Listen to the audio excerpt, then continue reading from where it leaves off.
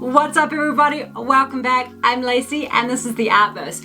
In today's video, I'll be going over a little bit about graphite pencils, the different types, how to use them, and what things you can do with them. I've done a little bit of drawing myself, so hopefully that'll make things more easier to follow, I hope. Anyway, I hope you enjoy this video, guys. See you soon. When I think of a pencil, I instantly think about an instrument of drawing and writing consisting of lead and wood. Now, let's break this down. So the core, or the lead inside your pencil, is actually a mix of finely ground up graphite mixed with some clay filler. Graphite pencils come in a range of hardnesses. They're known as a graphite scale, which allows an artist to choose the right pencil for a certain type of line or mark that they're wanting to make. When looking at a graphite grade or scale, there are two different types, H meaning hard and B meaning blackness. H, or hard leads, are tightly compacted and contain more filler, making the mark lighter. Only a tiny amount of graphite is released when this kind of pencil is used. On the other end of the scale is B, or blackness. They're opposite to H, as the lead isn't as compacted tightly or contain as much filler, so they're softer. This causes more graphite to come off when you're using this pencil. More graphite means the mark will be darker and it doesn't take much pressure to create dark lines. The level of hardness or softness are based on these numbers located on the side of the pencil. Begin with H. Pencils to the left get lighter, therefore the number increases, so does the density, making the pencils go lighter and lighter.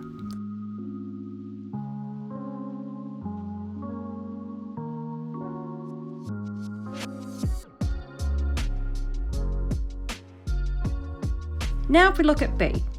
From the centre to the right, the mark gets darker as the number progresses. As the number increases, so does the lead, making the progression of the leads darker and darker.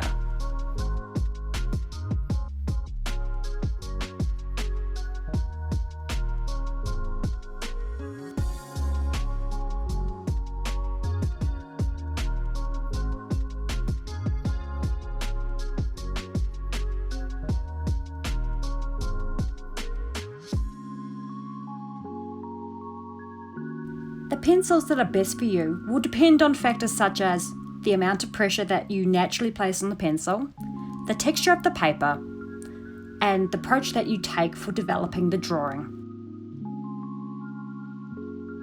For people who place a heavy amount of pressure on a pencil naturally, with a 4B pencil may be the darkest required.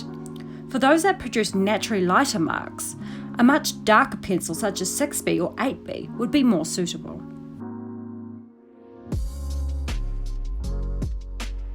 Surface of the paper also plays an important role to the pencil that you use.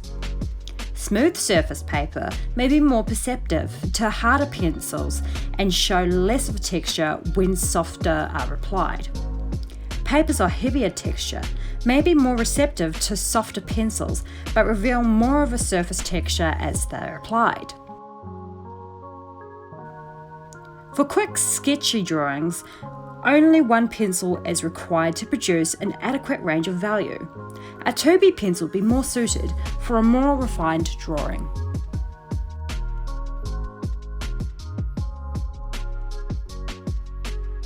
When drawing, not every graphite pencil is required. To be successful, you only need a few, as softer pencils have a bit more tonal range. I suggest H, 2B, 4B, and 6B. If you are going for an intense detail, like drawing realistically, artists tend to use a larger range.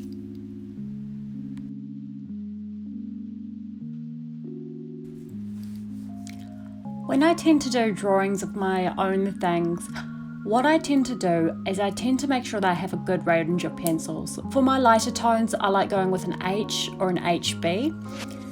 What those do, they just get down my baselines to figure out where things are going to go, including where my tones are going to go along the way.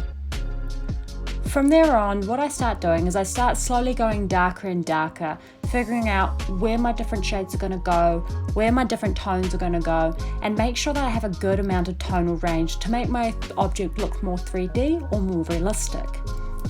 Again, this might change depending on the type of artist and depending on the type of drawing that you are doing. If you're drawing things like anime or sketchy figures, you may not need so many different types of pencils to get the sort of work or the sort of creativity that you were trying to achieve.